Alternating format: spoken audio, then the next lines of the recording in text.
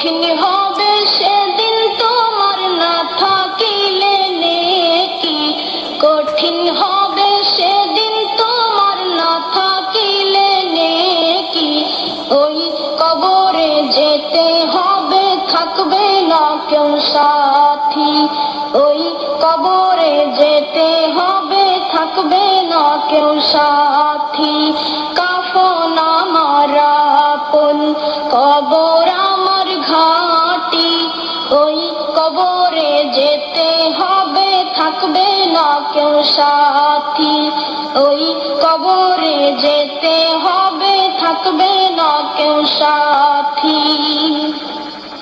মুনকার নাকির আসিবে, সওয়াল জবাব করিবে, না পারিলে সওয়ালের জবাব।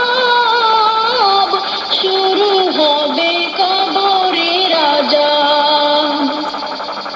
মুনকার নাকির আসিবে, সওয়াল জবাব করিবে, না পারিলে সওয়ালের জবাব। শুরু হবে কবরের আযাব। আমল নামা সেদিন তোমার হবে ঘরের বাতি। আমল নামা সেদিন তোমার হবে ঘরের বাতি। ওই কবরে যেতে হবে, থাকবে না কেউ সাথী।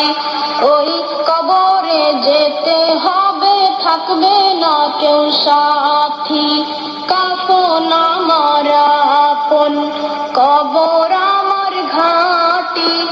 ওই কবরে যেতে হবে, থাকবে না কেউ সাথী।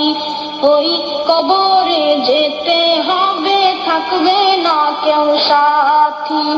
থাকতে হবে নিরালায়, একা একা বাসতলায়। থাকতে হবে নিরালায়, একা একা বাসতলায়। চতুর্দিকে রবে শুধু মাটি, চতুর্দিকে রবে শুধু মাটি। কাফন আমার আপন, কবর আমার ঘাটি। ওই কবরে যেতে হবে, থাকবে না কেউ সাথী। ওই কবরে যেতে হবে, থাকবে না কেউ সাথী। ওই কবরে যেতে হবে, থাকবে না কেউ সাথী। ওই কবরে যেতে হবে, থাকবে না কেউ সাথী। ধন্যবাদ রচনা। শ্রোতা বন্ধুরা, আমাদের কথা বন্ধু সাদিকা ইয়াসমিন রচনা কিন্তু সুন্দর একটা ধর্মীয় গান আমাদেরকে শুনিয়েছেন। আমরা আবার ডক্টর রফিকের কাছে যাচ্ছি। ডক্টর রফিক, আমি দ্বিতীয় একটা প্রশ্নে আসছি। এটা আমার নিজেরই সমস্যা, আমি বলবো রোজাতে কেমন যেন মনে হচ্ছে আমার ওজনটা বেড়ে যাচ্ছে। এটার কারণটা কি একটু বিশ্লেষণ করবেন? ধন্যবাদ। আসলে এই সমস্যাটা আপনার একার নয়। এটা অনেক সময় দেখা যায় যে রোজা রাখলে স্বাভাবিকভাবে মানুষ মনে করে আমি সারাদিন রোজা থাকলাম, 16 ঘন্টা রোজা থাকলাম, কম খেলাম, আমার ওজনটা হয়তো কমবে। কিন্তু প্রকারান্তরে দেখা যায় যে বেশিরভাগ ক্ষেত্রেই রোজা রাখার পরে যদি ওজন নেওয়া হয়, তাহলে দেখা যায় যে ওজনটা ক্রমাগতভাবে বেড়েই চলেছে, এবং সেটা আপনার একার নয়, অনেকেরই হচ্ছে।